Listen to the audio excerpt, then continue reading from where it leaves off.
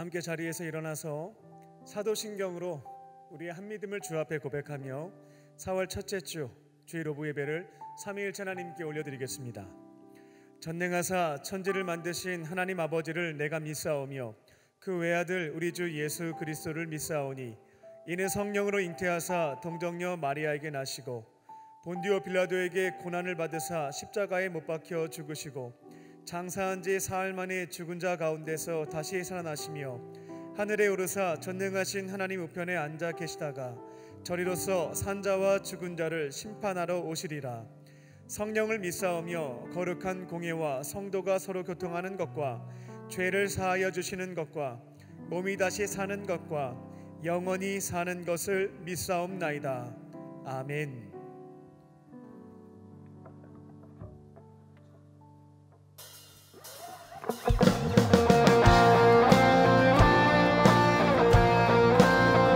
우리 찬양받기 합당하신 하나님, 우리 구원의 주 하나님을 함께 소리 높여 경배합시다.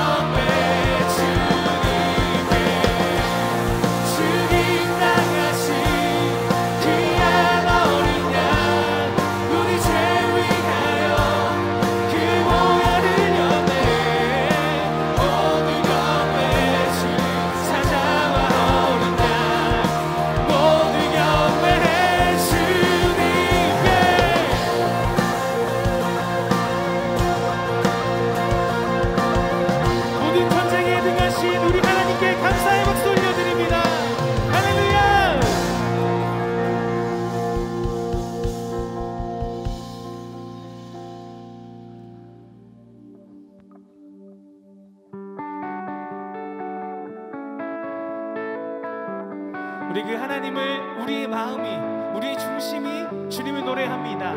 할렐루야. 함께 찬양합니다.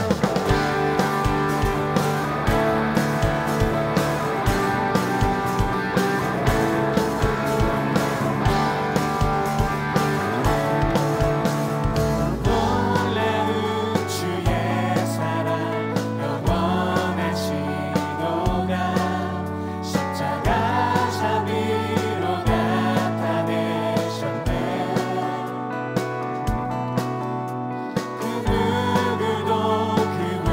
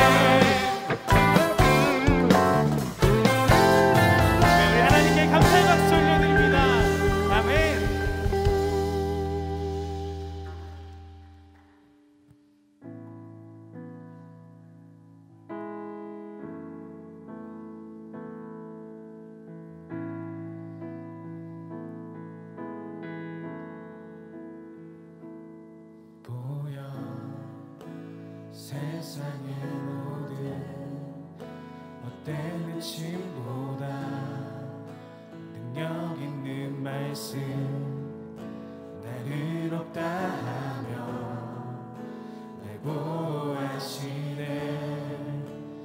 예수의 보혈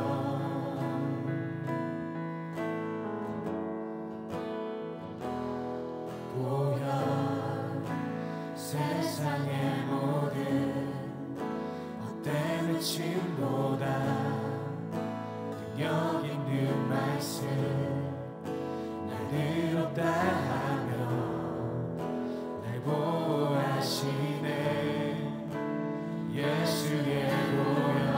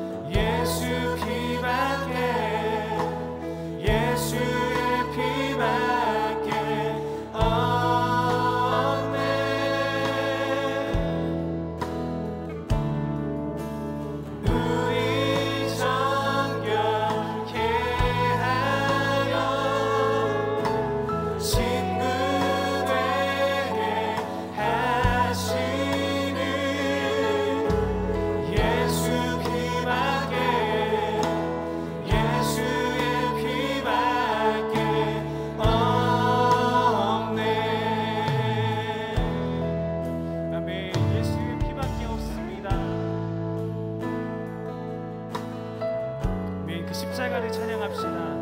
십자가 은혜의 증거 주 마음에 우리 길 대신에 담대히 나가는 세상을 지 않고 오직 주 보혈로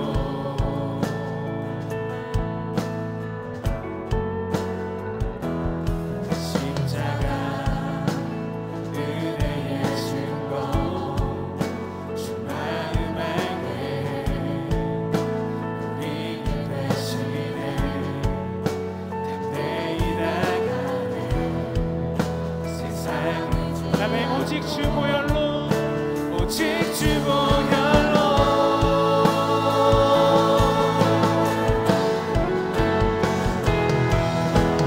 우리 죄를 씻기고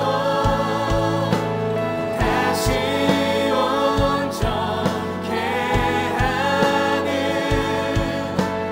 예수 피밖에 예수의 피밖에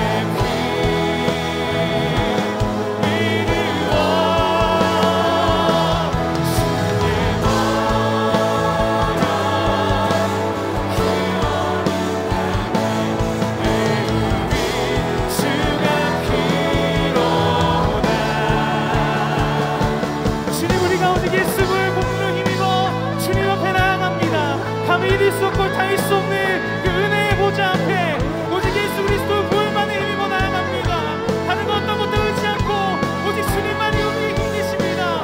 주 예수 그리스도의 보혈에 능력이 있습니다. 그 보혈만 의지하며 예배만 나아갈 수 있는 오늘의 예배가 될 수 있도록 우리 함께 기도하도록 하겠습니다. 함께 기도합니다. 하나님 감사합니다. 행하신 모든 일 완전하십니다. 주님께서 행하시고 이루시는 모든 것들을 우리가 너무 감사하며 가능하며 나아갈 수 있도록 주님께서 이 자리 가운데 함께하여 주시옵소서. 오직 예수 그리스도의 십자가니 우리를 자유케하시며 우리를 평안케 하십니다. 오직 주님의 임재 아래에서 오직 주님의 사랑함으로 고백하며 나아가는 주 보혈 감사하며 주 보혈 찬양하며 나아가는 우리 모두가 될 수 있도록 주 함께하여 주시옵소서. 오직 예수의 뜻밖에 없습니다. 하나님의 사랑밖에 없습니다. 주님의 은혜밖에는 아무것도 없습니다. 그렇게 주님을 고백하며 그렇게 주님을 힘으로 나아갈 수 있는 그 우리 모두가 될 수 있도록 주여 함께하여 주시옵소서. 감사합니다. 주님 그 은혜 아래로 그 사랑 아래로 우리가 나아갈 수 있도록 우리가 반응할 수 있도록 주님께서 인도하여 주시옵소서. 우리의 걸문을 열고 어둠에 갇혀있는 것을 지나서 다시 한번 더 주의 문을 가운데로 나아갈 수 있도록 주님께서 인도하여 주시옵소서. 감사합니다. 주님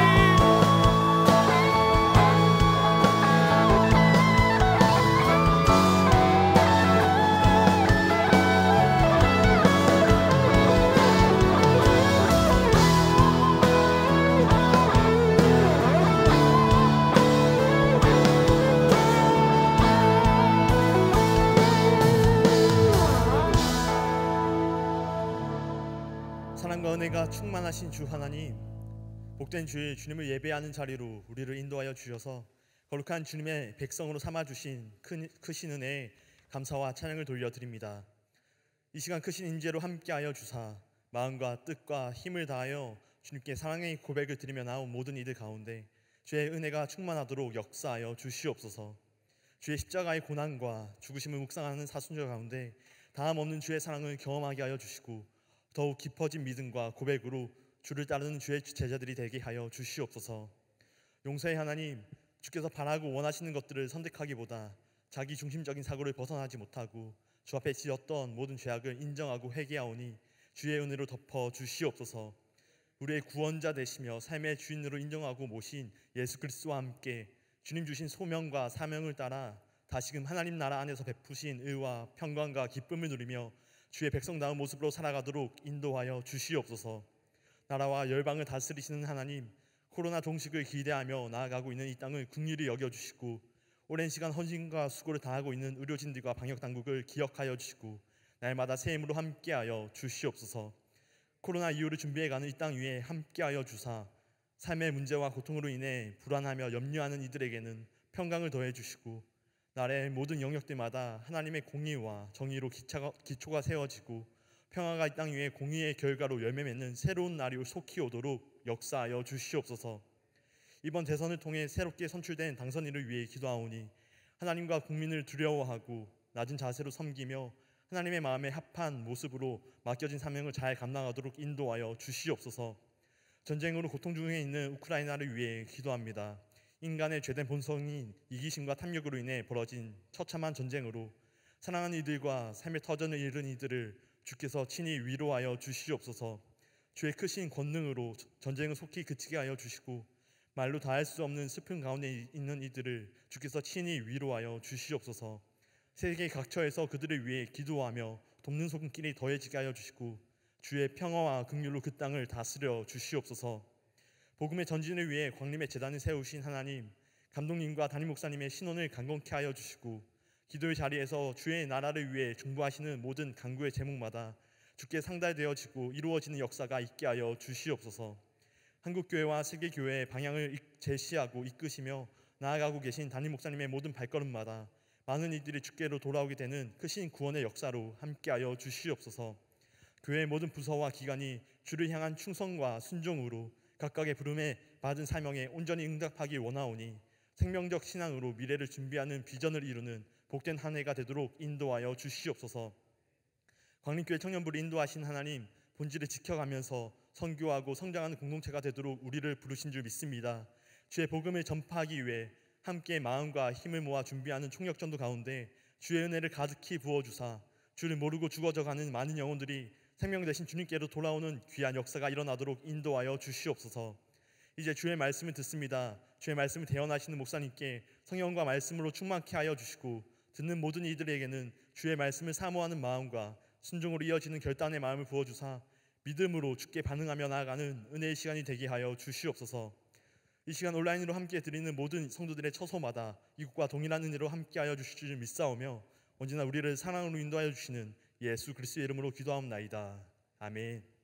하늘에 계신 우리 아버지여, 이름이 거룩히 여김을 받으시오며 나라가 임하옵시며 뜻이 하늘에서 이룬 것 같이 땅에서도 이루어지이다.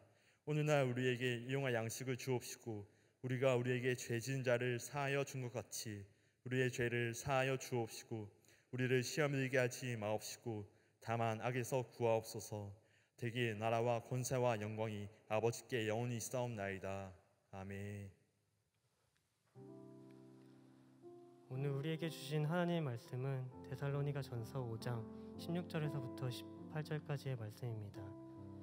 항상 기뻐하라, 쉬지 말고 기도하라, 범사에 감사하라. 이것이 그리스도 예수 안에서 너희를 향하신 하나님의 뜻이니라. 아멘.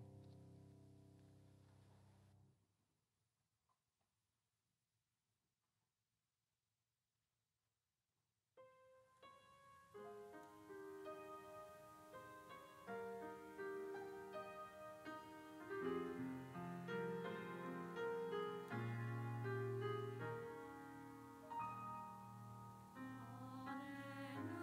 누구도 바라보지 않았던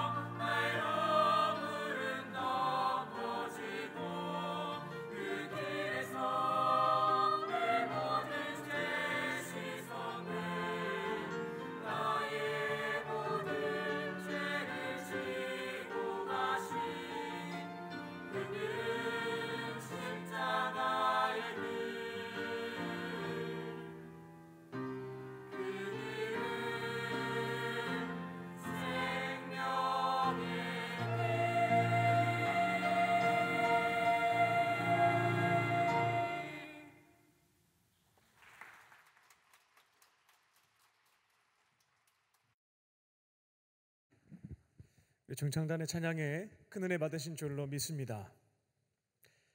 할렐루야.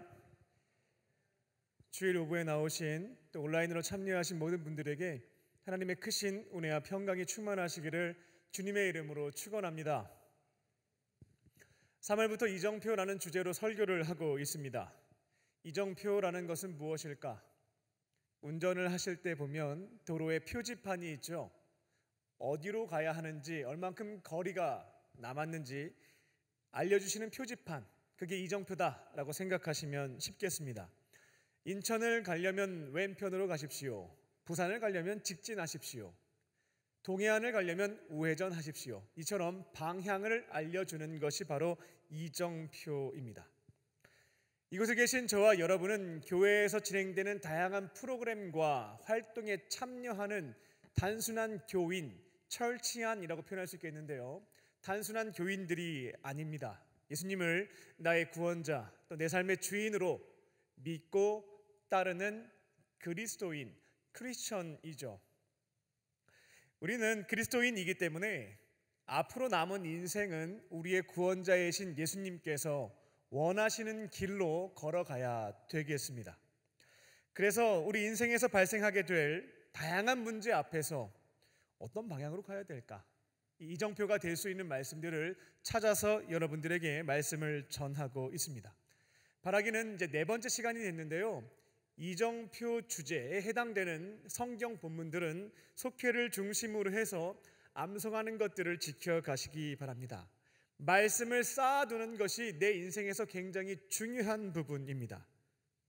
내 안에 하나님의 말씀을 많이 담아두시게 되면 인생에서 문제가 발생하게 됐을 때 성령께서 그 안에 준비해 놓은 말씀 중에서 방향이 될 수 있는, 이정표가 될 수 있는 말씀을 가르쳐 주시고 생각나게 하시기 때문에 그렇습니다. 그리스도인으로서 주님이 원하시는 그 길로 성령과 함께 걸어가길 원하신다면 내 영역에서 말씀을 쌓는 역할은 충실하게 하셔야 되겠다라는 겁니다. 오늘은 이정표 4번째 시간입니다. 본문은 데살로니가전서 5장 16절부터 18절까지입니다. 항상 기뻐하라, 쉬지 말고 기도하라, 범사에 감사하라, 이는 너희를 향하신 하나님의 뜻이다 라는 성경 구절입니다. 이 말씀을 보게 되면 기뻐하는 것, 기도하는 것, 감사하는 것이 우리를 향한 하나님의 뜻이다라고 하는 것을 알 수가 있습니다. 많은 그리스도인들이 하나님께서 나에게 그 뜻을 분명하게 밝혀주시면 그대로 따르겠습니다라는 기도를 많이 합니다. 그리고 그리스도인들 중에서 하나님의 뜻을 찾게 되었는데 거절할 사람도 없을 겁니다. 우리에게 있어서 가장 큰 문제는 하나님의 뜻이 무엇인지 잘 모르겠어요 라는 거거든요. 알려만 주시면 순종할 준비가 되어 있습니다 라는 자세를 갖추고 있다라는 거죠. 데살로니가전서 5장 16절부터 18절까지는 저와 여러분을 향한 하나님의 뜻이 정확하게 기록되어 있습니다. 오늘은 그 뜻에 대해서 말씀을 드립니다. 오늘 설교의 제목처럼 아는 것으로만 끝나지 마시고요, 하나님의 뜻을 배웠다면 실천하는 것으로 걸어가시는 저와 여러분 되시기를 주님의 이름으로 축원합니다.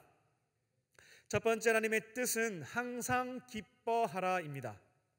항상 기뻐하는 것입니다. 원어를 보게 되면 기뻐하라라는 단어 앞에 헬라어 판토테라는 것을 사용했는데 그 뜻은 항상, 번역을 잘했습니다. 항상이란 뜻을 갖고 있습니다. 항상이라고 하는 것은 또 무엇을 의미하냐면 어떠한 환경과 상황 속에도 지배당하지 않고 영향받지 않는다라고 하는 의미를 가지고 있습니다. 그리스도인이라고 한다면 어떤 처지에 놓이게 된다 할지라도 관계없이 영향받지 말고 항상 기뻐해야 한다는 말씀입니다. 어떻게 하면 환경에 영향받지 않고 슬프면 울어야 되는 거고 화가 나면 분노를 표출해야 되는데 그런 처지 속에서도 항상 기뻐할 수 있으려면 어떻게 해야 될까? 답을 먼저 말씀을 드리겠습니다. 여러분이 성령 충만하시게 되면 항상 기뻐하는 삶을 지켜가실 수가 있겠습니다. 하지만 여러분 안에 성령께서 계시지 않는다라고 한다면 항상 기뻐하는 삶, 힘겹고 어려운 처지에 놓였을 때 기뻐하는 삶은 어렵겠다라고 말씀을 드립니다. 이 기쁨이라고 하는 것은 성령의 열매 9가지 중에 하나입니다. 갈라디아서 5장 22절과 23절입니다. 오직 성령의 열매는 사랑과 기쁨과 화평과 오래 참음과 자비와 충성과 양선, 절제니 이 같은 것을 금지할 법이 없다라고 되어 있죠. 성령께서 우리 안에 계실 때 맺게 하시는 열매가 9개가 소개가 되어 있는데 그 중에 하나가 바로 기쁨이다라는 것입니다. 그래서 어떠한 상황과 형편 속에서도 기쁨을 잃지 않는 삶을 살아가려면 어떻게 해야 될까? 한 가지 전제가 필요한 겁니다. 내 안에 계신 성령님과 풍성한 교제를 나누셔야 되겠어요. 성령 충만이 필요하다라는 것입니다. 우리가 성령 충만할 때 내 안에 계시는 성령께서 맺게 해 주시는 것이 바로 기쁨의 열매이기 때문에 그렇습니다. 근데 많은 분들이 성령 충만함 없이 데살로니가 전서의 말씀을 붙잡고 나는 그리스도인이니까 항상 기뻐할 거야, 항상 기뻐하자 마음의 다짐을 합니다. 노력을 합니다. 하지만 조금만 위기 상황이 발생하게 되면 내 안에 기쁨이 사라져버리고 불평과 원망과 분노가 가득해지는 것을 경험하게 됩니다. 그 이유는 뭐냐면 기쁨이라고 하는 것은 내 안에서 스스로 형성될 수 있는 생성되는 것이 아니기 때문에 그렇습니다. 성령께서 주시는 맺게 하시는 마음에 해당되기에 나 자신의 의지와 노력으로는 항상 기뻐하라 라고 하는 말씀을 지켜갈 수가 없다라는 것입니다. 그럼 성령께서는 어떠한 방식으로 우리를 항상 기뻐하는 삶으로 인도하실까? 질문이 있을 겁니다. 매우 단순합니다. 내 안에 계신 성령님은 힘든 일이 있을 때마다 현실은 굉장히 암울하고 나 자신만 보더라도 불안하고 나약하죠. 이것을 보면 기뻐할 수가 없습니다. 근데 힘겨운 그 상황에서 내 안에 계신 성령은 눈을 들어서 하나님을 바라볼 수 있게 하십니다. 그 다음에 우리가 믿는 하나님이 어떠한 분이신지를 알려주십니다. 깨닫게 하시는 거죠. 바로 그때 성령님께서 보게 하시고 깨닫게 하신 하나님을 붙잡으면 그 하나님과 동행하면서 문제가 풀어지고 기쁨을 회복하실 수가 있겠습니다. 한 주 동안 우리를 도무지 기뻐하는 삶을 살 수 없게 만드는 그런 요인들이 어디 있을까 묵상을 해봤습니다. 그리고 성령께서 이처럼 힘겨운 상황 속에 어떠한 방식으로 우리에게 기쁨을 회복시키시는지도 한번 질문을 던지고 주시는 말씀들을 쭉 기록을 해봤습니다. 그것을 전해보겠습니다. 우리는 과거와 현재와 미래 다양한 문제들로 인해서 기쁨이 상실되는 경우들이 있습니다. 먼저는 과거인데요. 우리는 과거의 죄에 대한 문제로 인해서 기쁨이 사라지고 얼굴이 어두워질 때가 있습니다. 과거에 내가 했던 잘못들과 실수, 죄악들로 인해서 수치심을 갖고 사는 거죠. 또 죄책감과 죄의식에 시달리게 되는 겁니다. 이런 경우는 가만히 보게 되면 표정이 많이 어둡습니다. 죄에 딱 발목이 잡혀 있기 때문에 어디에 가도 자신감이 없고 주눅들어 있는 모습을 확인할 수도 있겠습니다. 근데 여기에서 제가 한 가지 말씀을 좀 드릴게요. 죄에 대한 수치심이라고 하는 것은 나쁜 게 아닙니다. 이 수치심은 하나님께서 믿음의 사람들에게 주시는 거예요. 잘못한 일에 대해서 수치심이 없다라고 한다면 회개를 하지 못하게 됩니다. 그래서 내 안에 수치심이 생길 때면 너무 절망하지 마시고요. 하나님이 날 사랑하시는구나, 이와 같은 수치를 느끼게 하심으로 죄를 회개하고 해결해 주시려고 하는구나, 이렇게 정리하시면 되겠습니다.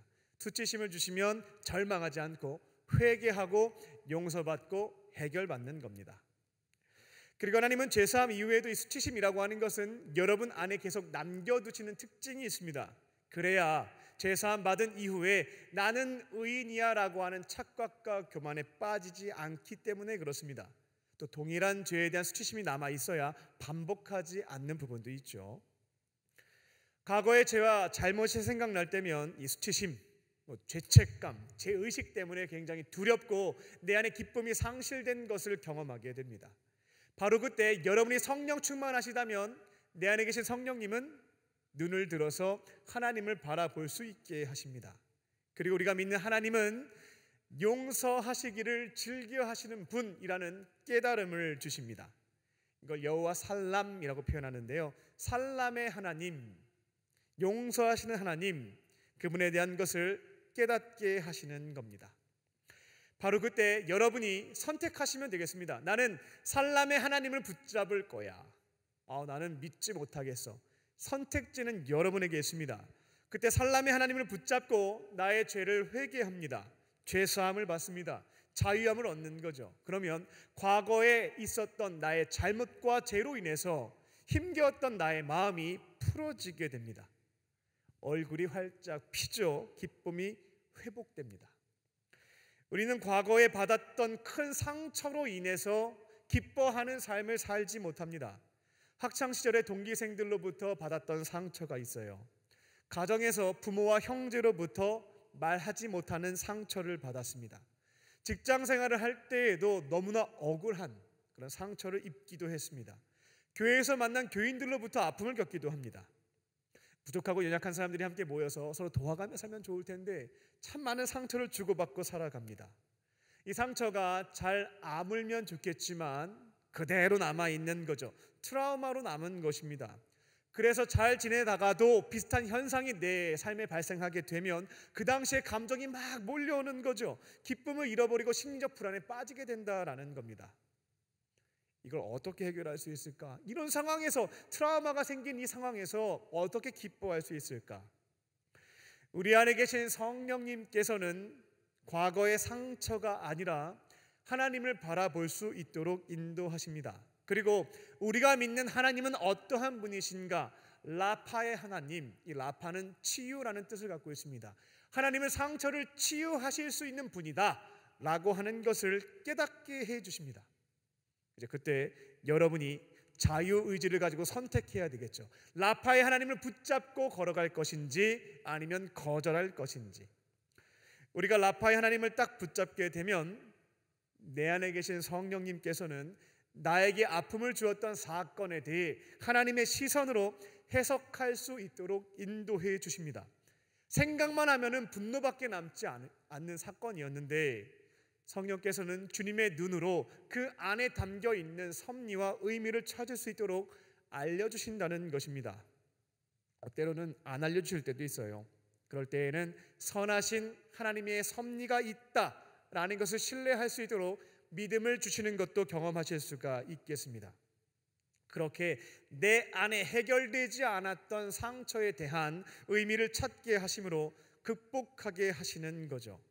그리고 나를 동일한 상처로 인해서 아픔을 겪고 있는 사람들에게 그들을 치료할 수 있는 항체가 형성됐잖아요. 신앙 항체가.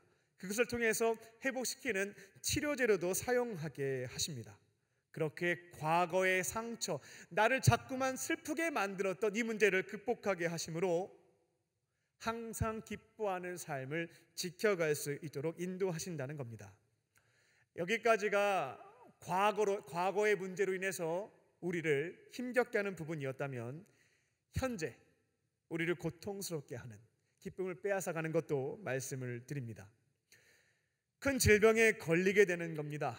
작은 병이 아니라 큰 병, 짧은 기간 안에 치료가 되지 않는 긴 세월 고쳐야 하는 병에 걸렸습니다. 그런 경우에 기뻐하는 삶은 현실적으로 어렵습니다. 절망감이 찾아오기도 하죠. 그런데 내 안에 계신 성령님은 병약한 나 자신을 바라보지 않고 내 안에 계신 나와 함께 하시는 하나님을 바라볼 수 있도록 도와주십니다. 그리고 우리가 믿는 하나님은 삼마의 하나님, 삼마는 임마누엘, 함께 하신다라는 뜻을 갖고 있습니다. 내 곁에 계신 하나님은 언제나 우리와 함께 하시는 삼마의 하나님이심을 깨닫게 해주십니다. 그때 그것을 딱 붙잡게 되면 기쁨의 길로 회복시켜 주시는 것을 체험하실 수가 있겠습니다. 나를 사랑하시는 하나님께서 내 곁에 계신다라고 하는 믿음을 갖게 하십니다.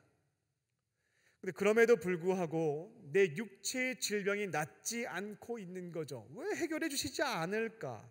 육체의 가시와 이 사탄의 사자를 없애주시지 않는다라는 겁니다. 그렇다면 삼마의 하나님, 나와 함께 하시는 그분께서 사랑하는 자녀가 아무런 이유 없이 큰 고통을 계속 당하는 것을 내버려 두실 이유가 없습니다. 특별한 이유와 섭리가 있기에 그 육체의 가시를 남겨두신 거죠. 성령님은 질병에 걸린 사람이 질병의 문제로 넘어지지 않고 삼마의 하나님을 묵상하게 하심으로, 또 그 안에 하나님의 크신 섭리가 있음을 깨닫게 하심으로 인내할 수 있도록 도와주시는 겁니다. 또 질병의 시간을 통해서 하나님과 영적인 교제도 나누게 하시고요, 그동안 함께 시간을 보내지 못했던 소중한 사람들과 시간을 보내게도 하십니다. 때로는 내 안에 육체의 문제뿐만 아니라 영적으로 병들었던 죄에 대해서도 알려주심으로 회개하고 고쳐주시는 은혜를 주시게 됩니다. 그렇게 삼마의 하나님을 붙잡고 성령의 인도하심에 따라 걸어가다 보면 나는 분명 큰 질병에 걸렸으나 내 안에 기쁨이 샘솟는 것, 기뻐하는 삶을 살아갈 수 있다라고 하는 것을 보게 됩니다. 또 현재 다양한 악재가 몰려올 때가 있어요. 큰 문제가 펑펑펑 터지는 겁니다. 집에서도 문제가 있고, 교회에도 문제가 있고, 학교에도 문제가 있고, 직장 가도 문제가 하나씩 다 터진 겁니다. 이렇게 문제가 내 안에 계속 다가오게 되면 짐이 너무 무겁죠. 스트레스를 받으면서 내 안에 기쁨이 사라져버리고 불평과 분노가 가득 차는 것을 보게 됩니다. 그런데 여러분이 성령 충만하시다라고 한다면 내 안에 계신 성령님은 문제보다 크신 하나님을 바라보게 하십니다. 그리고 우리가 믿는 하나님이 니시의 하나님, 이건 승리라는 뜻을 갖고 있습니다. 승리를 주시는 분이 우리가 믿는 하나님이심을 깨닫게 하십니다. 바로 그때 여러분이 니시의 하나님을 붙잡게 되면 성령께서 이 문제를 해결해 주시는 것을 통해서 기쁨이 회복되는 것을 경험하실 수가 있겠습니다. 비록 내 삶의 상황이 진퇴양난입니다. 눈앞에 홍해바다가 있고 뒤에는 바로의 전차 부대가 추격해오고 있습니다. 하지만 니시의 하나님을 바라보게 되면 내 안에 여유와 평강이 찾아오게 되죠. 승리를 주시는 분이 나와 함께 하신다. 그 믿음을 가지고 잠잠히 기다려보면 홍해가 갈라지고 그 문제를 해결하는 것을 경험하게 됩니다. 그때 내 안에 기쁨이 샘솟죠. 도무지 정복할 수 없는 여리고성이 눈앞에 있습니다. 지금 가지고 있는 나의 자원으로는 정복할 수가 없습니다. 이 문제 풀 수가 없는 거죠. 그때 성령께서는 여호와 니시의 하나님을 바라보고 믿게 하심으로 하나님을 의지할 수 있게 하십니다. 우리가 그렇게 하나님을 의지하기 시작할 때에 하나님은 우리에게 그 성을 정복할 수 있는 지혜를 주십니다. 그 지혜의 말씀을 붙잡고 순종하기 시작하면 문제가 해결되는 거죠.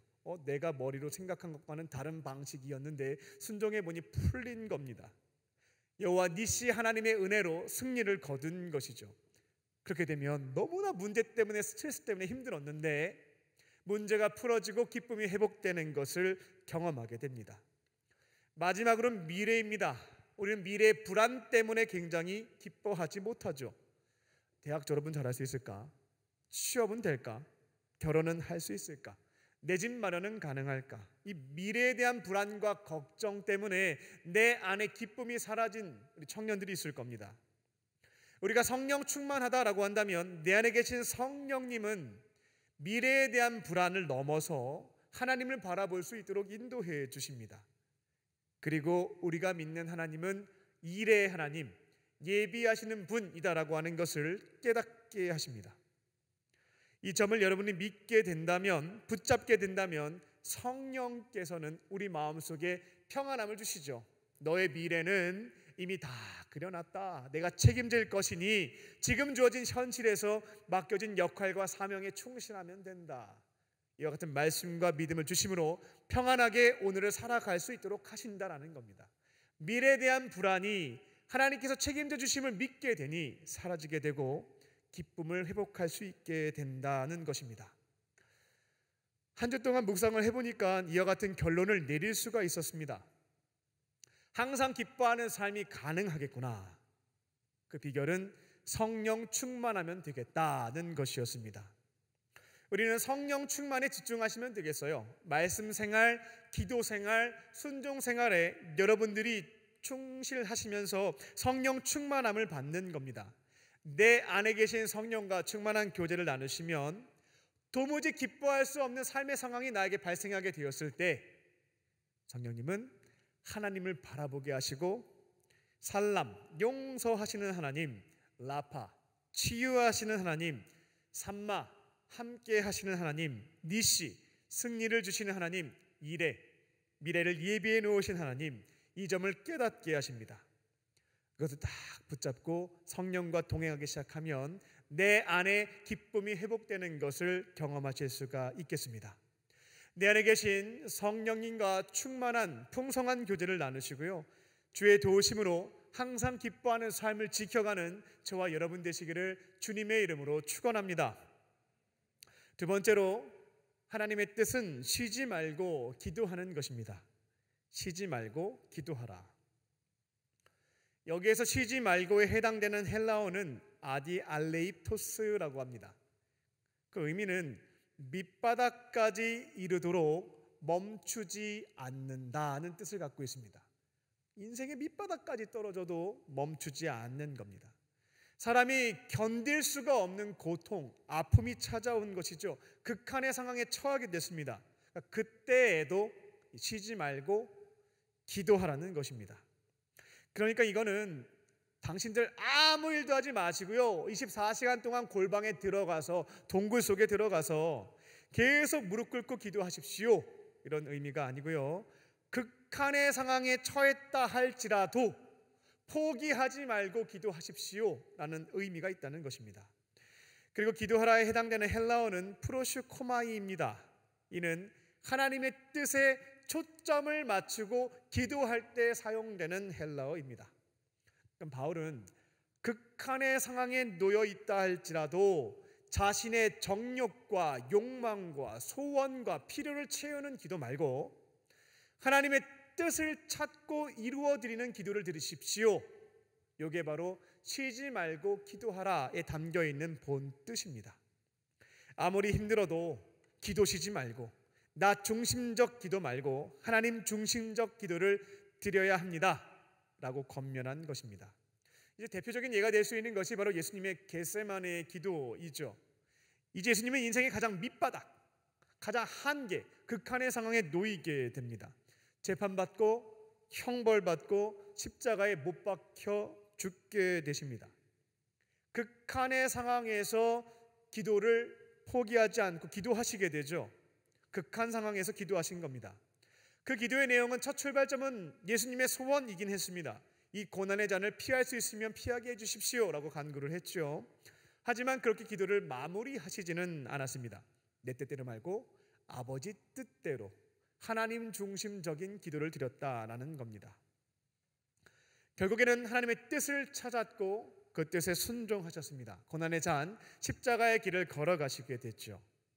이게 바로 쉬지 말고 기도하라, 이 의미를 잘 담은 예에 해당되겠습니다. 그런데 이 점에 대해서 우리가 알게 되었다라고 해서 쉬지 않고 기도하게 되는 것은 아닙니다.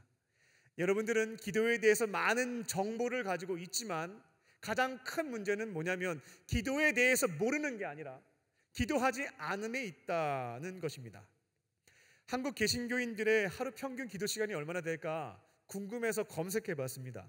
2018년 자료가 있더라고요. 근데 제 예상보다는 굉장히 시간이 길었어요. 아마도 기도하는 사람들에게 물어봐서 그런 것 같긴 합니다만 2018년 당시 평균 21.5분이었습니다. 2004년에는 27분, 2012년에는 23분, 2018년에는 21분, 점점 줄고 있다라고 하는 통계조사가 있었고요. 2022년은 검색이 되지가 않더라고요. 근데 아마도 10분대로 떨어졌을 거다라고 추정해 볼 수는 있겠습니다. 그럼 이제 여러분들에게 물어보겠습니다. 여러분은 하루에 몇 분 기도하십니까? 일주일 한번 종합해 보세요. 얼마나 될까? 극한의 상황에서도 하나님이 중심적으로 기도해라. 지금 이게 문제가 아니에요. 아예 일상생활에서 기도가 무너져 있다라는 겁니다. 청년들 중에는 하루에 45초 기도하시는 분들이 많다고 합니다. 15초씩 식사기도 3번 하는 경우에 해당됩니다. 그럼 도대체 왜 우리는 기도하지 않을까? 극한의 상황이든 아니면 편하게 잘 먹고 잘 살든 관계없이 왜 우리는 기도하지 않을까? 이 점에 대한 의문점이 있습니다. 첫 번째 이유는 뭐냐면 하나님이 나의 기도를 들으신다라고 하는 것에 대한 믿음이 불분명합니다. 하나님이 정말로 내 기도를 들으실까 하는 것에 대한 의심이 있는 거죠. 우주 만물을 창조하셨고 전지전능하시고 나와 늘 함께 하시고 내 기도를 들어주신다라고 수도 없이 설교는 들었지만 정말 하나님은 내 이름이라도 알고 계실까? 수많은 사람들의 기도 중에 내 기도를 들으실까라고 하는 의심이 있는 겁니다. 두 번째 이유는 하나님께서 내 기도에 응답해 주신다라고 하는 믿음이 없습니다. 내 기도를 들어주실 걸로 믿고 몇 차례 기도해 봤는데 내가 원하는 대로 되지가 않았습니다. 그리고 기도하면 힘도 주고 용기도 준다고 하는데 저한테 주신 것은 아무것도 없었습니다. 하나님 들어주셔서 역사하신다며요. 기도했는데 역사하신 것도 없었습니다. 그게 몇 차례 반복되니까 실망감이 드는 거죠. 내가 기도하면 결국 아무런 일도 일어나지 않는구나. 기도에는 능력이 없다라고 단정을 짓게 되었고 이제는 기도하지 않는 사람이 됐습니다. 세 번째 이유는 하나님의 침묵입니다. 기도를 했으면 뭐라고 말씀을 해주셔야 될 거 아니에요. 내가 길게 얘기를 했는데 아무 말씀 안 하시니까 입이 무거워도 너무 무거우시니까 기도하고 싶지가 않은 겁니다. 친구를 만나서 대화를 나누는데 매번 갈 때마다 이 친구는 아무 말을 하지 않아요. 나 혼자 얘기하는 거죠. 그러면 몇 차례 지나게 되면 다시는 그 사람 만나서 얘기할 생각 안 하게 됩니다. 그러니까 지금 저희가 이런 형편에 직면해 있다는 것이죠. 이것부터 해결해야 되겠습니다. 하나님은 여러분과 함께 하시고 여러분의 기도에 반드시 응답해 주시고 기도의 자리에서 대화를 나누시는 분이십니다. 이런 얘기를 들을 때마다 저와 여러분, 이 목회자와 청년들의 이 거리감이 확 생길 거예요. 그리고 이런 얘기를 들을 때마다 고구마를 그냥 김치 없이 먹는 그냥 답답한 소리 이런 생각하시는 분들도 계실 겁니다. 하지만 또다시 말씀드립니다. 하나님은 여러분과 함께 하시고 여러분의 기도를 들으시고 반드시 응답해 주시는 분이십니다. 대화를 나누시는 분이십니다. 어떻게 하면 그렇게 할 수 있겠는가? 이 네 가지를 기억하시면 되겠습니다. 말하기, 듣기, 쓰기, 행동하기입니다. 영어 시간이 아니에요. 근데 네 가지 꼭 기억하세요. 말하기, 듣기, 쓰기, 행동하기입니다. 기도를 통해서 하나님과 대화를 나누고 그분의 응답을 체험하기를 원하신다면 이 네 가지를 순차적으로 잘 하시면 되겠습니다. 먼저는 말하기죠. 나에게 발생한 상황에 대해서 말하는 겁니다. 원인 분석 다 끝내고 결론 도출한 다음에 통보하지 마시고요. 나에게 발생한 상황에 대해서 말씀을 드리면 되겠습니다. 이게 말하기 잘하는 방법이에요. 그리고 두 번째는 듣기입니다. 말했으면 기도를 끝내지 마시고 기다리십시오. 하나님의 음성을 기다리는 겁니다. 상황을 말씀드리고 하나님 어떻게 하면 좋겠습니까? 질문을 던진 뒤 기다려보는 겁니다. 그러면 놀랍게도 주시는 생각과 마음과 때로는 보여주시는 장면, 말씀들이 있습니다. 없을 때도 있어요. 그때는 포기하지 마시고요. 이게 굉장히 중요합니다. 아직 때가 이르지 않아서 지금 당장 말씀하시지 않은 것이니까요. 계속 붙잡고 기도하시다 보면 그 질문과 상황에 대한 하나님의 응답을, 답변을 받으실 수가 있겠습니다. 사람과 환경과 기도와 말씀을 통해서. 세 번째는 쓰기입니다. 그렇게 응답해 주신 것이 있으면 어떻게 하냐면 꼭 기록을 하십시오. 기도 수첩에 그 내용을 적고요. 응답해 주신 상황에 대해서 기록을 해놓는 겁니다. 적어놓지 않으면 다 까먹습니다. 그리고 이상한 소리 하게 되죠. 하나님은 내 기도를 들어주시지 않고 내 인생에서 단 한 번도 응답하신 적이 없다. 이런 착각과 오해에 빠지게 된다라는 겁니다. 이건 저는 어떤 면에서 사탄의 전략이 아닐까라는 생각도 합니다. 하나님이 응답해 주신 것이 정말 굉장히 많은데요, 대부분 까먹게 됩니다. 그리고 내 기도는 안 들어주시고 응답이 없다는 오해에 빠지게 만들어서 아예 기도 안 하는 사람으로 만든다는 것이죠. 이걸 이겨내려면 쓰기를 잘 하시면 되겠어요. 한번 1년 동안 다 적어 놓으시고요, 송구 영신 예배 때 갖고 와서 확인해 보십시오. 그러면 이 기도의 제목들을 하나님께서 응답해 주신 것을 너무나 놀랍게 확인하실 수가 있겠습니다. 그 마지막 네 번째 단계는 행동하기인데요, 우리 교회 용어로는 순종이라고 표현을 하죠. 기도의 자리에서 하나님께서 하시겠다라고 하는 것들 맡겨드리면 되겠습니다. 근데 너가 좀 해라, 너 오병이어를 드려라 라고 말씀하실 때가 있어요. 그때에는 성령님의 도우심을 구하고 순종하는 겁니다. 정 자신이 없으면 속회에서 기도 부탁하고 그 다음에 행동하시면 되겠습니다. 말하기, 듣기, 쓰기, 행동하기, 이렇게 기도 생활을 하시면, 지금부터 출발하시면 내 안에 계신 하나님과 기도의 자리에서 대화가 가능해집니다. 응답하심도 체험하실 수가 있겠고요, 이게 내 삶에서 현실이 된다면 기도는 의무감으로 하지 않고 기다리고 사모하는 마음으로 하게 되는 것을 체험하시게 됩니다. 저는 감사하게도 이제는 기도하는 시간이 기다려지는 사람이 되어서 너무나 감사합니다. 여러 가지 문제가 생기게 되면 이젠 가장 먼저 생각하게 되는 게 뭐냐면, 내일 기도의 자리에서 하나님한테 물어봐야지 라는 생각을 하게 됩니다. 기대하는 마음으로. 청년들에게 문제가 발생하면 내일 기도의 자리에서 하나님께 기도해야지, 도움도 부탁하고 이 문제를 어떻게 풀어갈 수 있을까 지혜도 간구해야지, 어떠한 말씀을 주실까 굉장히 기대감을 갖게 돼요. 설교를 하거나 가르쳐야 되는 일들이 발생하면 기도해야지 라는 생각을 합니다. 기도의 자리에서 물었을 때 어떤 본문을 생각나게 하실까, 그 본문을 묵상할 때 어떠한 메시지를 주실까 기대하는 마음으로 기도의 자리에 나아가게 된다는 것입니다. 말하기, 듣기, 쓰기, 행동하기를 실천하심으로 이제는 쉬지 말고 기도하라가 그리스도인의 어떤 책임감으로 감당하는 것이 아니고요, 사모하는 마음으로 시키지 않아도 하게 되는 우리 기도의 사람 되시기를 주님의 이름으로 축원합니다. 하나님의 세 번째 뜻은 범사에 감사하라입니다. 모든 일에 감사하며 사는 것입니다. 감사하라는 헬라어 유카리스테오의 번역입니다.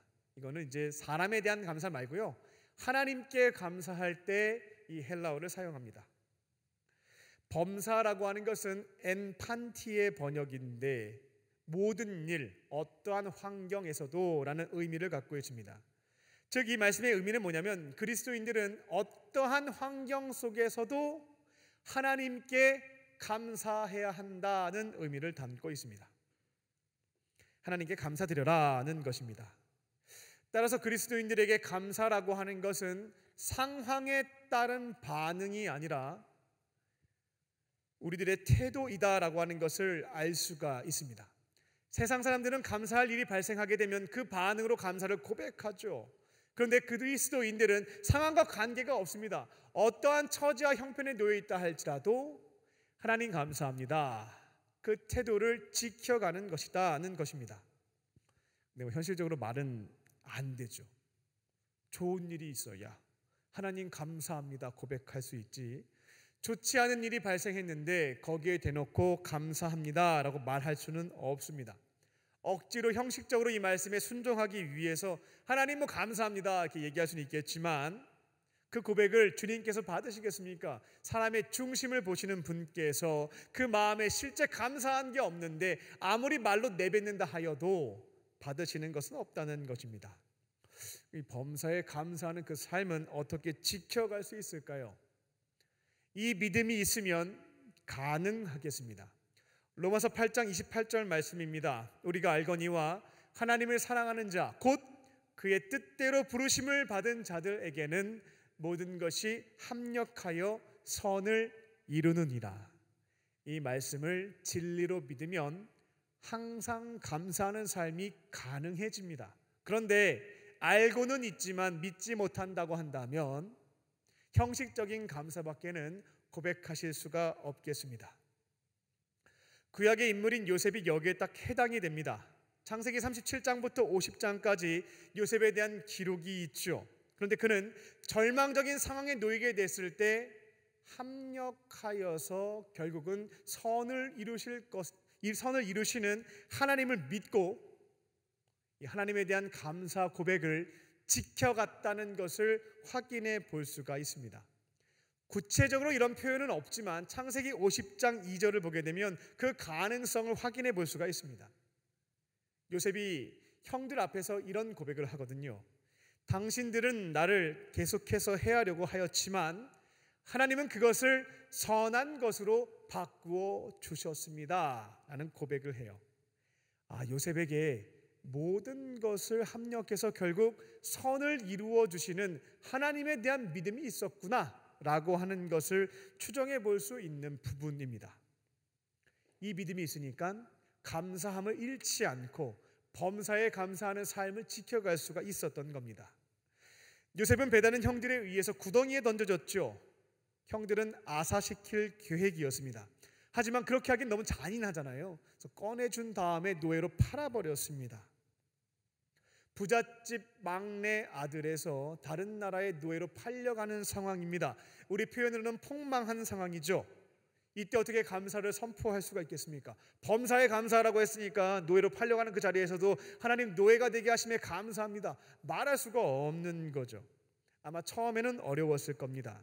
그런데 이 믿음이 있으면 후에 감사가 가능한 거죠. 합력하여 선을 이루시는 하나님, 이 경험 또한 결국에는 선하게 사용하실 것이다 라고 하는 믿음이 있으니까 하나님 감사합니다 라는 고백을 할 수가 있었던 겁니다. 노예 생활을 성실하게 해서요, 노예 중에는 가장 높은 자리 가정 총무까지 올라가게 되죠. 근데 주인의 아내가 요셉이 잘생기니까 자꾸 유혹하는 겁니다. 요셉은 하나님에 대한 신앙을 고백하며 주 앞에서 범죄할 수 없습니다. 거절하게 되죠. 주인의 아내가 열받고 자존심 상해서 모함하게 됩니다. 요셉이 자신을 범하려고 했다고 남편에게 거짓말하게 되죠. 결국 요셉은 억울하게 감옥에 갇히는 신세가 되었습니다. 하나님에 대한 신앙 지키다가 감옥 가게 됐던 겁니다. 그 상황에서 어떻게 감사할 수 있겠어요? 주님 억울하게 감옥 보내주시니 감사합니다. 이 할 수가 없는 거잖아요.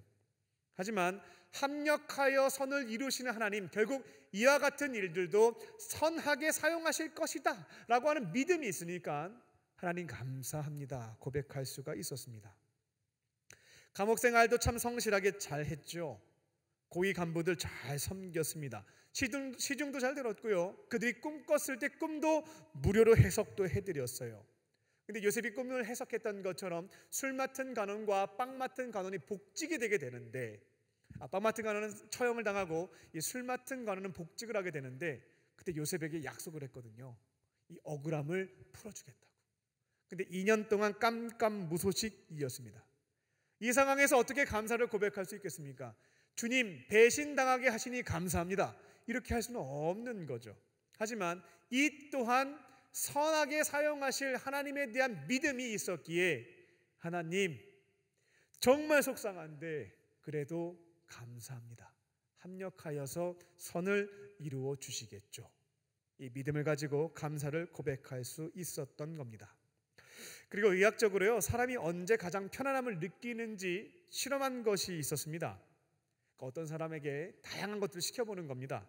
명상도 시켜보고 여행도 가게 하고 좋아하는 사람과 데이트도 하게 하고요, 대화도 하고 잠도 자고요, 맛있는 음식을 먹게도 해봤습니다. 근데 놀라운 사실을 한 가지 발견할 수 있게 됐습니다. 사람의 어떤 혈압과 호흡과 맥박과 이 심장 박동이 가장 이상적인 상태를 그리는 방법을 찾은 거죠. 그게 뭐였냐면, 사람에게 감사하는 생각을 시키니까 이 모든 신체 리듬이 완벽하게 아름답게 이상적인 상태가 되었다는 것입니다. 그래서 이 범사에 감사하라, 합력하여 선을 이루시는 하나님에 대한 믿음을 가지고 여러분들이 살아가게 되면 감사도 지켜갈 수 있겠으나 신체도 건강해질 수 있겠다는 말씀도 더불어 드립니다. 여러분이 잘 알고 있는 오프라 윈프리는 하포그룹의 회장이죠. 제가 한번 이제 검색을 해보니까 예전에 한 1조 정도였는데 재산이 4조까지 불었네요. 근데 오프라 윈프리는 지독히 가난한 그 미혼모에게서 태어났던 사람이었습니다. 할머니가 키웠죠. 어머니가 아니라. 근데 안타깝게도 14세 때 삼촌에게 성폭행을 당하고 출산을 하게 됩니다. 2주 만에 아이가 죽죠. 그 충격에 이제 가출을 하게 되고 마약 중독자가 됩니다. 그 당시 오프라 윈프리의 어떤 상태는 삶의 의욕이 없었고요. 무절제한 삶으로 인해서 몸무게도 107kg까지 나가면서 뚱뚱한 몸매에 불행한 흑인 미혼모가 됐죠. 근데 그녀의 터닝 포인트가 있었습니다. 뭐였냐면 신앙을 가지고 있었던 친아버지와 재회했던 사건이었습니다. 아버지는 그 딸에게 날마다 성경을 읽게 했고 책을 읽게 했습니다. 결국 그녀는 내시빌 방송국에 취직을 하게 되었고요. 회복되어서 이제 아나운서로 활동하게 됐습니다. 3년 뒤에 볼티모어의 TV 방송국에서 뉴스 앵커로 진출하게도 되었고요. 하지만 이제 감정적으로 진행했다는 이유로 아침 방송으로 자천되는 수모를 겪기도 합니다. 근데 실망하지 않았고요. 그와 같은 어려운 상황 속에서도 이 아침 방송이 대성공을 이루게 되었고 결국 그녀는 토크쇼 여제로서 그 기반을 쌓게 되었습니다. 근데 그녀가 이렇게 인생이 변화되는 그 시점에 있어서 가장 크게 도움됐던 습관이 있었는데 그게 뭐였냐면 감사 일기를 쓰는 습관이었다라고 합니다. 하루 동안 10년 동안 빠지지 않고 하루에 5가지씩 감사하는 것을 찾아서 고백했던 것입니다. 그렇게 기쁨을 회복했다고 하고요. 인생이 바뀌었다라고 합니다. 말씀을 맺겠습니다. 하나님의 3가지 뜻입니다. 항상 기뻐하라, 쉬지 말고 기도하라, 범사에 감사하라. 하나님의 뜻인 줄 믿고 지켜 행하실 줄로 믿습니다. 말씀과 기도가 순종 생활을 지켜가심으로 성령 충만함을 받으시고 성령의 인도하심에 따름으로 기뻐하는 삶을 살아가실 줄로 믿습니다. 나의 기도를 들으시고 응답하시는 하나님을 신뢰하시고요. 말하고 듣고 쓰고 행동하는 것을 통해 쉬지 않고 기뻐하는 삶을 지켜가실 줄로 믿습니다. 합력하여 선을 이루어 주시는 주님을 믿으시고 어떠한 상황과 형편 속에서도 감사를 고백하며 살아가는 저와 여러분 되시기를 주님의 이름으로 축원합니다. 기도하겠습니다. 살아계신 하나님, 오늘 데살로니가 전서의 말씀을 기억하며 항상 기뻐하고 쉬지 않고 기도하고 범사에 감사하는 하나님의 뜻을 이루어가는 인생이 되게 하여 주시옵소서. 감사를 드리오며 예수님의 이름으로 기도합니다. 아멘. 우리 주신 말씀을 기억하며 나는 주님께 속한 자 찬양하시겠습니다.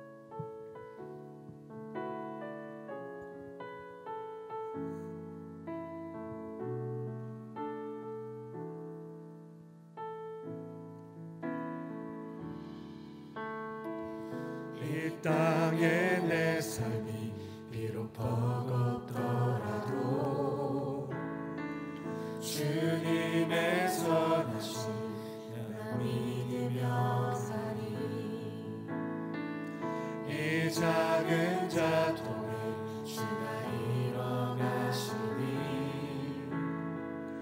감사로 사는 삶 나 살기 원하네. 내 삶의 시간 속에 주 일하시네. 내 모든 여정 속에 함께 하시네. 깊고도 크신 주의 영광을 나 보이라. 위대하신 주 나는 주님께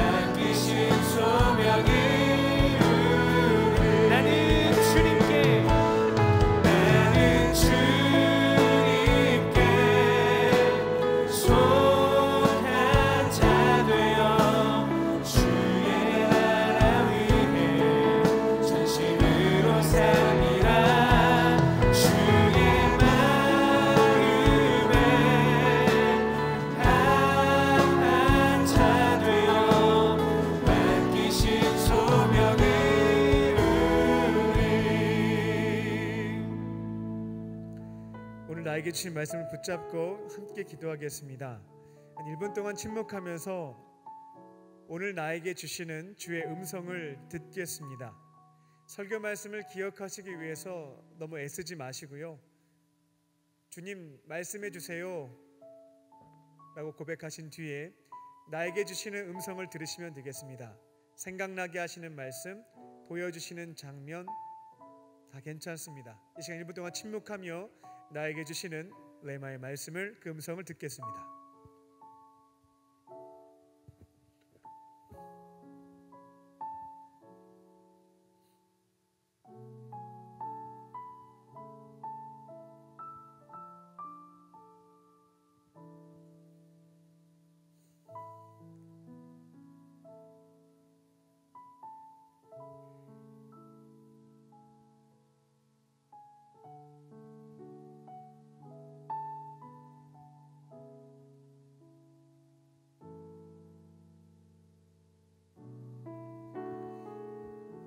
이 시간 각자에게 주신 말씀을 붙잡고 기도하겠습니다. 주의 음성이 안 들립니다, 모르겠습니다 하시는 분들은 오늘 설교 말씀을 들으면서 새롭게 결단한 것이 있으면 그것을 가지고 기도하시면 되겠습니다. 이 시간 다 함께 합심으로 나에게 주신 말씀을 붙잡고 주 앞에 기도하겠습니다. 살아계신 아버지 하나님, 주 앞에 감사하는 그 삶을 지켜가게 하여 주시옵소서. 범사에 감사하는 그 삶을 주 앞에 드리길 원합니다. 상황에 따라서 좋은 일이 있으면 감사합니다 라고 고백하고, 어려운 일들이 발생하면 불평하고 원망하는 삶에서부터 이제는 날마다 합력하여 선을 이루시는 주님을 신뢰하는 그 믿음으로 감사를 고백하는 인생이 되게 하여 주시옵소서. 어려운 일들이 있다 할지라도, 나에게 불필요한 사건이 발생했다 할지라도 이 모든 것들을 선하게 이루어 주실 하나님에 대한 신뢰를 가지고 주님 감사합니다 라고 고백하며 걸어갈 수 있는 인생이 되게 하여 주시옵소서. 어려운 상황 속에서도 기도할 수 있게 하여 주시고, 하나님의 뜻과 주의 음성을 듣고 순종하는 그 삶을 지켜갈 수 있기를 원합니다. 쉬지 않고 기도하기를 간절히 소망합니다. 하나님, 이곳에 있는 모든 자들과 쉬지 않고 기도하는 그 삶을 지켜갈 수 있게 하여 주시고, 말하고 듣고 응답하신 것들을 쓰고 순종하는 것들을 통하여서 이제는 기도의 자리에서 주와 친밀한 교제도 나누고 하나님의 역사하신 것 체험하며 쉬지 않고 기도하는 그 삶이 의무와 성식이 아니라 하지만 사모하는 마음으로 지켜갈 수 있는 인생이 되게 하여 주시옵소서. 항상 기뻐하기를 원합니다. 성령 충만케 하여 주시고 주에 대해서 깨닫게 하시는, 주에 대해서 바르게 알고 믿음을 통하여서 어려운 삶 속에서도 주시는 기뻐한 삶을 지켜갈 수 있도록 주님 도와주시옵소서. 살아계신 아버지 하나님, 내 안에 계신 성령님과 친밀하게 교제 나누며 어떠한 상황과 형편 속에서도 기뻐하는 그 삶을 지켜가기를 소망합니다. 어려운 환경과 나약한 나 자신을 바라보면서 절망에 빠지지 않게 하시고, 눈을 들어서 여호와 하나님을 바라보며 주의 인도하심 속에 모든 문제가 해결되고 내 안에 기쁨이 샘솟는 삶이 되게 하여 주시옵소서. 쉬지 않고 기도하기를 소망합니다. 억지로 책임감으로 기도하지 않게 하시고, 하나님께서 나의 기도를 들으시고 응답하신다는 믿음을 가지고 기도할 때에 주님과 친밀한 교제도 나누고 나의 기도에 응답하심도 체험할 수 있게 하여 주셔서 자발적으로 감사하는 마음으로 쉬지 않고 기도하는 그 삶을 지켜가게 하여 주시옵소서. 범사에 감사하는 사람이 되기를 소망합니다. 합력하여 선을 이루시는 하나님에 대한 믿음을 가지고 비록 당장은 힘든 마음을 토로했다 할지라도 마지막에는 그래도 하나님 감사합니다 라고 매듭 지을 수 있는 범사에 감사하는 그리스도인이 되게 하여 주시옵소서. 성령께서 함께 하시고 지키시고 인도하실 줄로 믿사오며 살아계신 예수님의 이름으로 기도합니다. 아멘. 우리에게 말씀을 주신 주님께 감사의 박수를 드리겠습니다.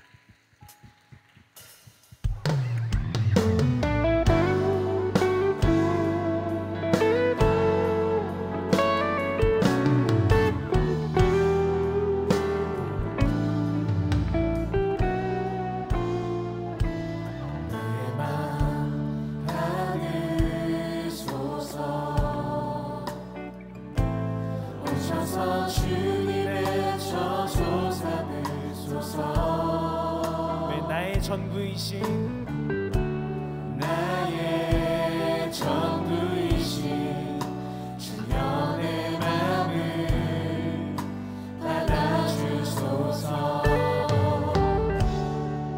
나의 맘 받으소서. 오셔서 주님의 저소 삼으소서.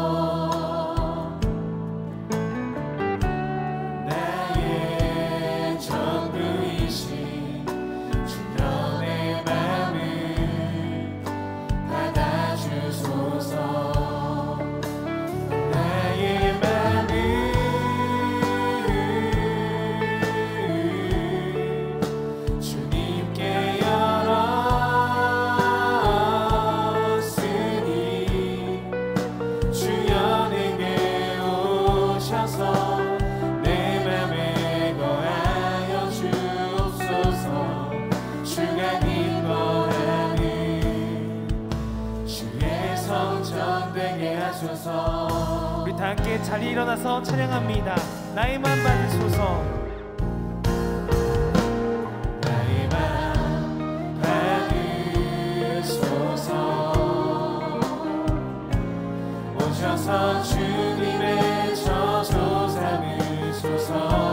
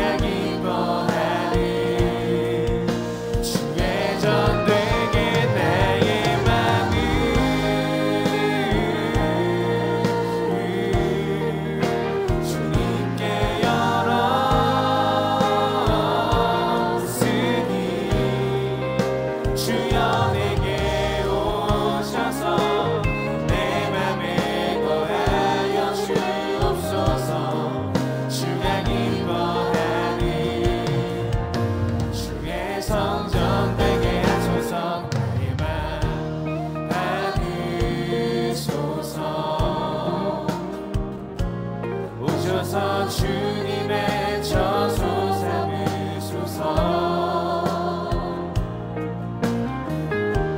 나의 전부이신 주여 내 맘을 받아주소서. 주여 내 맘을 받아주소서. 주여 내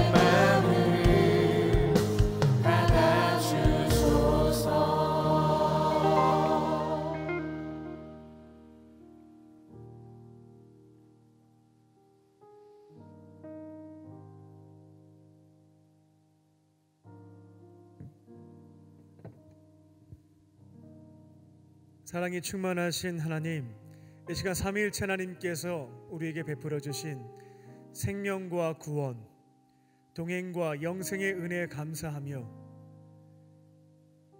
마음과 뜻과 정성을 다하여 우리의 오병이어와 두렙돈을 주 앞에 올려드립니다.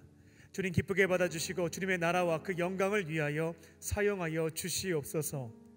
예물이 쓰여질 때마다 전하는 사람이 남지 않게 하시고 살아계신 주님의 은혜와 사랑이 전해질 수 있게 하여 주셔서 절망 가운데 있는 자들이 주님의 따뜻한 손길을 느끼며 아버지 하나님의 품으로 돌아와 구원받는 역사가 이루어지게 하여 주시옵소서.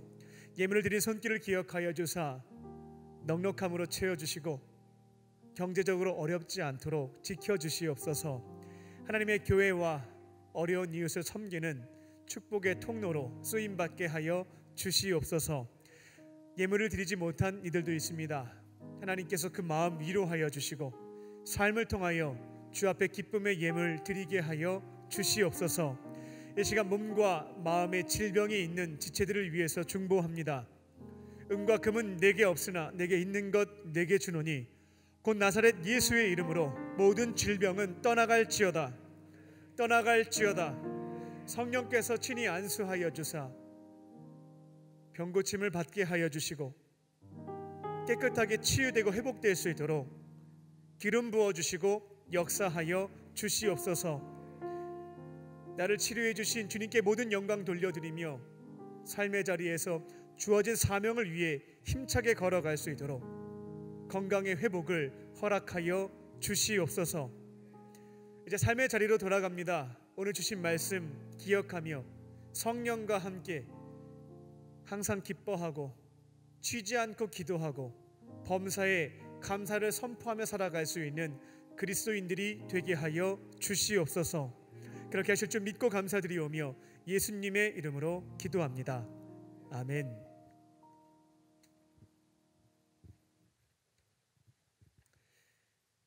할렐루야. 우리 서로를 향해서 인사를 나누겠습니다. 하나님은 당신을 사랑하십니다 라는 마음을 담아 우리 소리는 내지 않고 목례하겠습니다.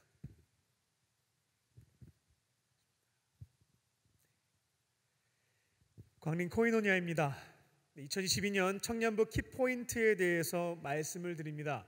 본질과 선교와 성장, 이 세 가지를 꼭 기억하셨으면 좋겠습니다.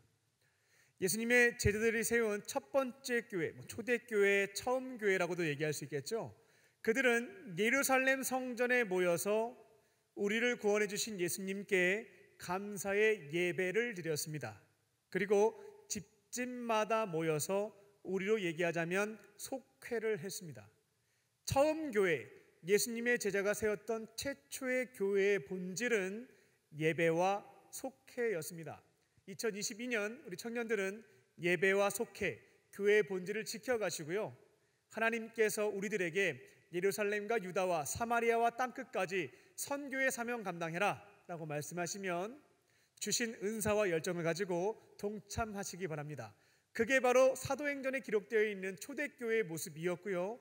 그렇게 실천했더니만 많은 사람들에게 칭송을 받았고 구원받는 자의 숫자가 더해졌다라고 하는 것이 성경의 증언입니다.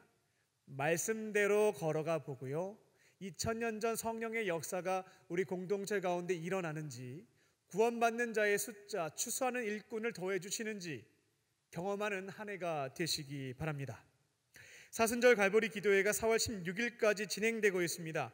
기도회에 참여하셔서 예수님에 대해서, 십자가에 대해서 더 깊이 묵상하시고요. 또 주시는 말씀에 따라 순종해 가시면 예수님을 닮아갈 수 있는 은혜를 경험할 수가 있습니다. 남은 기간 적극적으로 참여하시기 바랍니다. 4월 17일 부활절에 세례 입교식이 있습니다. 아직까지 세례를 안 받았다, 입교하지 않았다 하는 청년들은 오늘 있을 세례 교육에 참여하시기 바랍니다. 그리고 나는 오늘 예수님 재림하시면 천국 갈 자신이 없어요 하시는 분들, 구원의 확신이 없는 분들도 신청하시고 교육에 참여하시기 바랍니다. 4월 10일부터 5월 1일까지 총력 전도가 진행이 됩니다. 이번 주제는 생명줄 던지어라입니다. 죽어가는 사람들에게 생명줄을 던져서 건져내어 살리는 것이 이번 주제입니다. 총력 전도는 청년부 예배 인원과 속회 인원을 채우는 시간이 아닙니다. 우리를 구원하신 예수님이 구원받은 자들에게 부탁하신 일입니다. 여러 가지 사명들을 주셨는데 그 중에 가장 높은 명령이다 해서 지상명령이라고 표현하죠. 가장 높이 이르는 명령. 물속에 빠져 죽어가는 영혼들이 많이 있습니다. 우리가 안전요원이 되어 생명줄을 던질 겁니다. 그렇게 한 영혼을 건져내어 살리는 것입니다. 4월 둘째 주부터 시작이 될 건데요. 남은 기간 동안 우리가 해야 될 것은 기도하는 겁니다. 4월 10일까지 기도를 많이 해주세요. 어떤 기도의 제목을 갖고 기도하냐면 성령님께 물어보시기 바랍니다. 하나님, 이번에는 누구를 건져내어 살리면 될까요? 누구에게 생명줄을 던질까요? 라고 질문을 던지시고요. 그때 생각나게 하시는 사람이 있으면 기록해 놓으시기 바랍니다. 그 사람을 찾는 것, 하나님이 바라보고 계시는 그 영혼을 기도의 자리에서 찾는 것이 첫 번째 미션입니다. 이게 바로 총력전도의 출발점에 해당되고요. 이게 없으면 하나님과 무관한 행사가 되고 맙니다. 기도하시고 바라보는 영혼을 찾으신 다음에 주님과 함께 한 영혼을 살리는, 열매를 거두는 그런 총력전도가 되시기 바랍니다. 다른 광고는 주보를 참고해 주시기 바랍니다. 오늘 교회에 처음 나오신 세 가족이 있습니다. 호명하시면 자리에서 일어나 주시기 바랍니다. 여창준 집사님 인도하신 김우섭님, 자리에서 일어나 주시면 충심으로 환영하겠습니다. 네, 뒤쪽에 계시네요. 찬양으로 축복합니다. 나의 사랑, 나의 자녀, 너의 하나님 여호와 내 맘에 계시니 너를 구원하셨네. 나의 사랑, 나의 자녀, 너의 이름 언제나 기억하고 계시니 주의 영광으로 가득 채우리라. 우리 박수하며 축복하겠습니다. 네, 잠깐 자리에 일어나 계실까요? 네, 기도하겠습니다. 살아계신 하나님, 오늘 이곳에 주님께서 너무나 사랑하시는 김우섭님을 보내주시니 감사합니다. 다양한 계기로 교회에 찾아왔지만 그 마음을 주시고 발걸음을 인도해 주신 분은 하나님이신 줄로 믿습니다. 아버지 하나님의 품으로 돌아왔사오니 예배의 자리에서 주님의 사랑과 은혜를 경험하게 하시고 세상이 줄 수도 없고 알 수도 없는 참된 기쁨과 평안을 누리게 하여 주시옵소서. 앞으로는 외롭게 혼자 사는 것이 아니라 예수님과 믿음의 사람들과 함께 행복하게 살게 하여 주시옵소서. 모든 것 감사드리오며 예수님의 이름으로 기도합니다. 아멘. 뜨겁게 박수로 환영하겠습니다. 아멘. 이 시간 함께 자리에 일어나셔서 우리 결단하는 마음으로 찬양하겠습니다.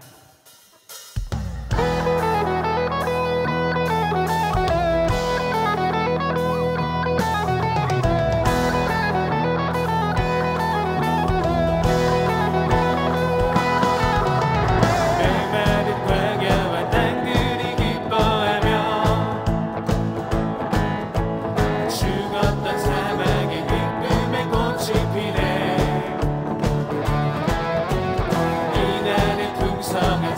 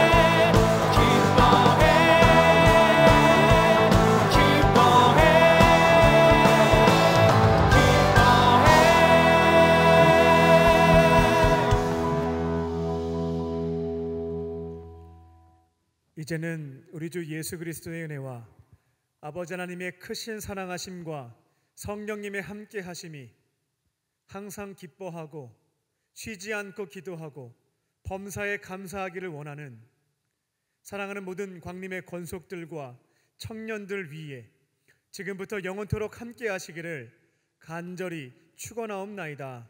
아멘.